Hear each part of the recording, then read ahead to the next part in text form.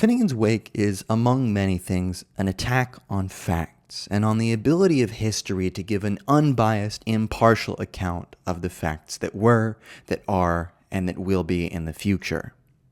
As such, it's an attack on history and historiography in general, on the way that we go about using narrative to tell stories about the past that don't always privilege verisimilitude, instead veering off in various metaphorical realms in order to give us a coherent picture, a coherent narrative that might not necessarily be 100% factual. One of the ways that we see this playing out is with regards to the crime that has taken place in Finnegans Wake.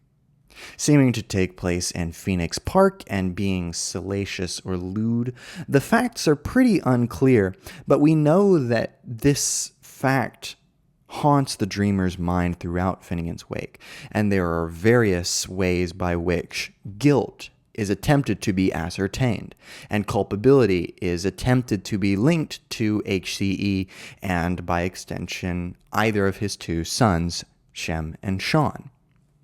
And in Talia Abu's Guilt and Finnegans Wake, From Original Sin to the Irredeemable Body, she shows how guilt can act as a starting point of narratives that reinvent the past in order to shape the present and the future according to particular values. In other words, historiography highlights the significant role of guilt in shaping the self-perception of both nations and individuals.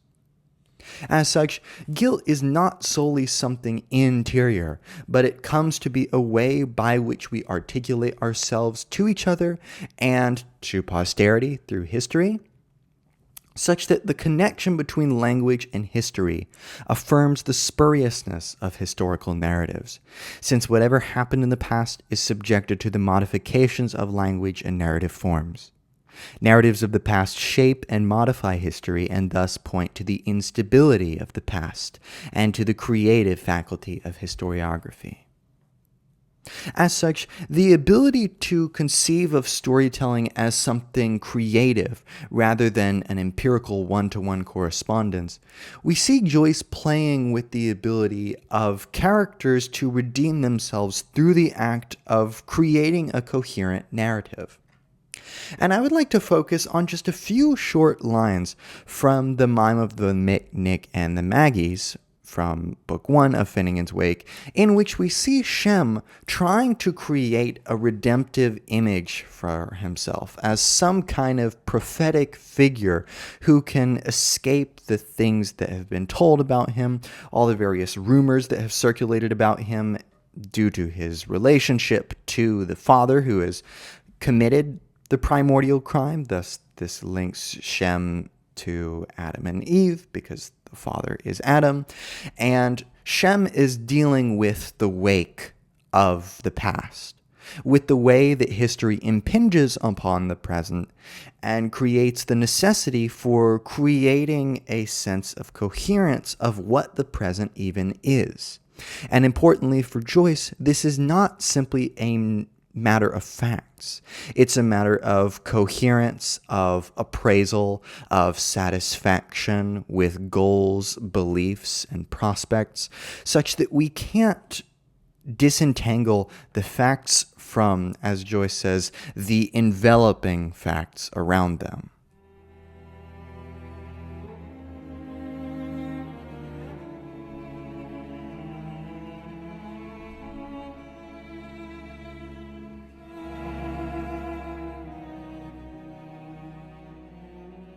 Teuf läuft man, he strip him all mussy, calico blong him all same. He tell him all out how he make what name. He, through volcanic connection, relation belong this remarkable Moleman, Anarchs Androm, Parliglot pure blood Jebusite, centi procent Erzurum spoking. Drogmalt storehouse, entrance on back. Most open on the ladies. He, in peachskin shantungs, possible, sooth to say, notwithstanding far former guiles, and he gaining fish considerable by saving grace from avalanche, to look most profitable out of smiley sky blue eye. He repeat of him as pious alias, 'cause he asked for shave, and haircut people said he'd shape of he-goat, where he just was sheep of hair got, with his tile togged top. This passage is extremely dense with allusions and seems to constantly be shifting its rhetorical focus and voice. But starting from the top, Teuf Läuf is a reference to Tof Tof Tuart Petrick from the very first page, in which Joyce is sort of giving us a parody of God speaking to St. Patrick and giving him his name, Tuart Petrick. And Teuf Läuf is tough life, but it also could be Teufel, which is the devil in German, or it could be Taufen, which is to baptize. Thus, we're getting the sense of a prophet figure here who is either baptizing someone or is himself being in the process of being baptized. And Musi Musi is also a reference to this same first page passage, Mishe Mishe to Tof Tof Tuart Petrick, which is a reference to, in Irish, I am, from the book of Exodus. So this is God's voice, but it hits us with the sense of necessity. This is coming from the German müssen, which means must, right? This is imperative that we do this. And Calico belong him all same. This is the question of do you belong, which constantly haunts the dreamer and the subject of the dream. Do I fit into where I am? And the question of the name is garbled in this passage. The syntax is extended and stretched out to the point that the name is being called into question and can't be put in stark relief. The name of the prophet figure itself is under question here, as Shem tries to create a narrative for himself. And through volcanic connection, right? This is like a series of islands, of isolated events, which are volcanic islands connected by a series of volcanic chains, which are put into relation with this remarkable Mulliman. This could be a relationship to Mulligan. And this name, Anaxandrum, is one of the aliases by which Shem refers to himself. He's recreating a name for himself in the hopes that this might allow him to gain back the reputation that was gone. He is a parley glutton, pure-blood Jebusite, the Jebusites being a Canaanite tribe, which were one amongst the many faced up against the Israelites. And the fact that he's parley glutton is interesting because this means he's both a polyglot and also he's addicted to food. So we have a sort of obscene prophetic figure who is claiming to be pure-blooded, but at the same time, this attempt to be described as pure-blooded seems to be undercut by the fact that he's filled with such a variety of associations in his stomach, right?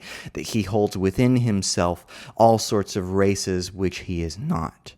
In the drug malt storehouse, with an entrance on back, most open on the lay days, is a reference to the pub in Chapelizod, Dublin, where the porters reside, and the back entrance leads to their own quarters. But of course, the entrance on the back is also a sort of dirty way of referring to the anus. And it's almost as if we're coming at this from behind. We're seeing the refuse left behind from past crimes and from confusions that haven't been restored yet. And from all these fragmentary bits, we approach the wake just as we approach life, and we try to create a coherent narrative, just as Shem here is trying to create a coherent sense of himself by rebranding himself, by renaming himself, and rebranding in the same way that one might rebrand an animal. Because he's donned in peakskin shantungs. These are both references to types of silk. And it is possible, sooth to say, that he might be able to redeem himself, right? That there is a possibility that he could use his soothsaying words, which would be implicated in Anaxandrum, which could be a reference to Anaxagoras or Anaximander, these Greek philosophers who could use their words and, notwithstanding far former guiles, in other words, notwithstanding the past crimes that have occurred, the former states of tension, of war, of confusion, There is a possibility that he could gain fish considerable and achieve his saving grace after lunch from an avalanche of words. And this gaining fish considerable by saving grace seems to me to be a reference to Jesus feeding the 500 in the Bible, right? He's gaining fish by multiplying it through volcanic connection and relation between elements, and thereby giving us our saving grace literally after we feast on this fish. And he looks most profitable, which once again builds up this prophet image. But he has smiley sky blue eyes, which is interesting because this would seem to exclude the Middle Eastern prophet. This wouldn't be the historical Jesus or Muhammad, but this might be the sort of European image of the white Jesus with the blue eyes, or alternatively, the blue-eyed colonial invader who comes in and, notwithstanding the far former guiles, he just comes in and messes things up, and he comes in through the back, and he attempts to take what he can. Regardless of what it is, he takes these parlay gluttons, these varieties of speeches, and by extension, the food that is the landscape and the goods that are there, and he takes these together, and he tries to take as he can.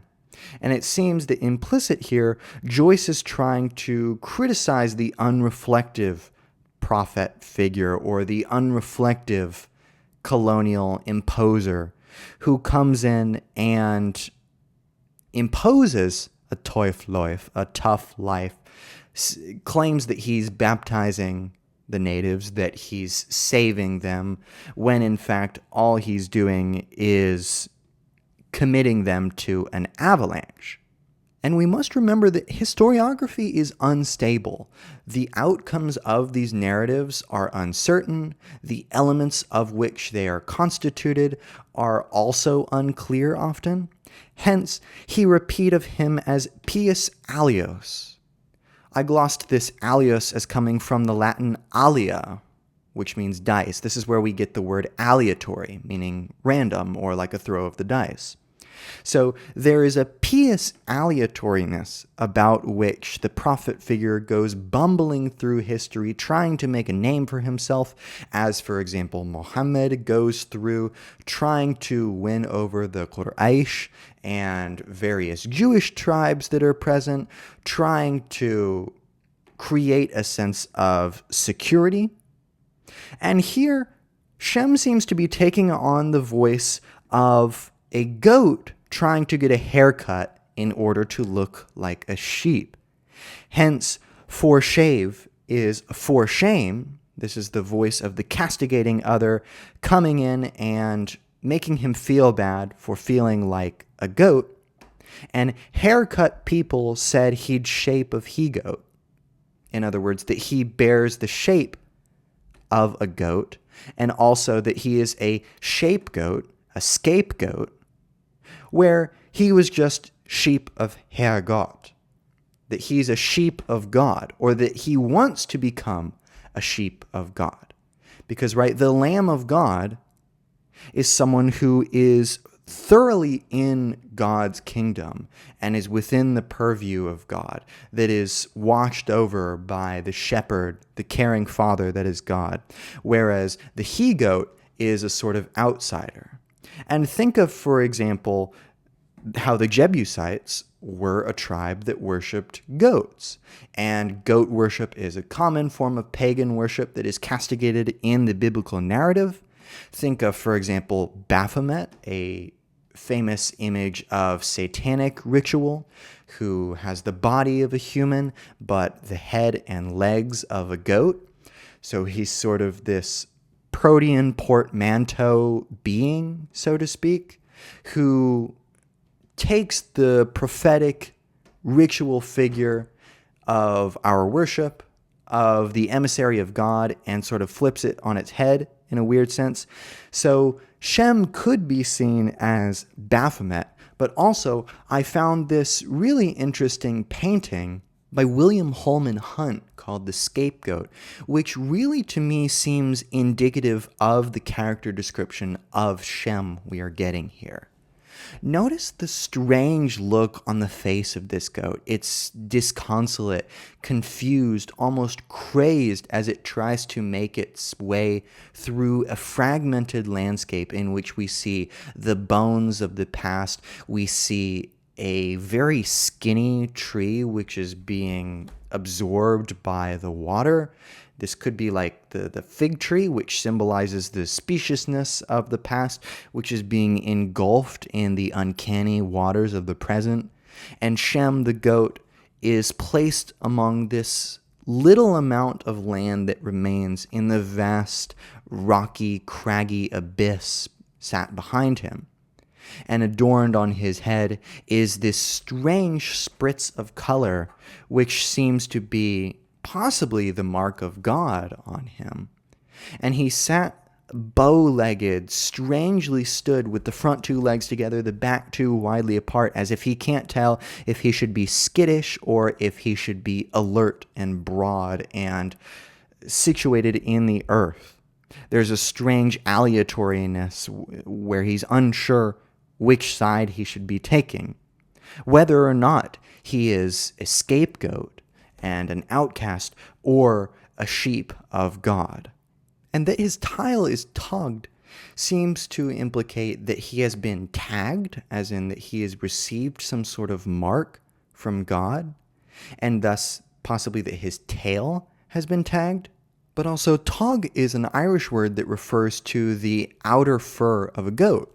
Thus, he's trying to have this tugged off, literally shaven off and ripped off so that there might be some sort of brilliant husk beneath.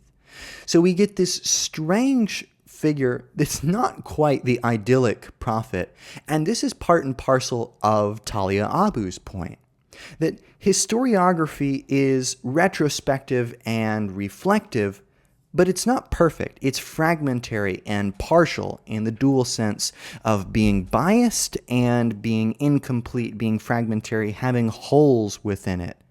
And thus, this is one attempt among countless that we find in Finnegans Wake, which is richly dense with various elusive details that show the way that the subaltern tries to rebrand himself.